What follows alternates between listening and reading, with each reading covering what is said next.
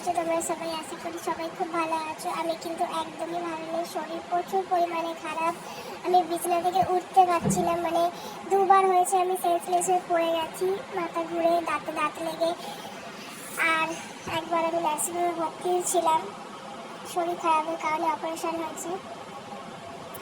আর আবার ভর্তি হতে হবে, যা অবস্থা দেখছি আমার। আবার বলেছে ভর্তি হতে হবে, অপারেশন করতে হবে। শরীর প্রচুর পরিমাণে খারাপ, এতটাই খারাপ মনে হচ্ছে আমাকে যদি কেউ শ্মশানে তুলে দিয়ে আসে, ফেলে দিয়ে আসে, আমি হয়তো ওখানে খুব ভালো থাকবো। এত পরিমাণে শরীর খারাপ, আমি নিতে পারছি না।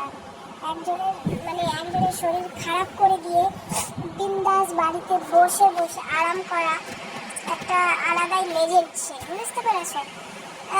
খুব ঠান্ডা লেগেছে।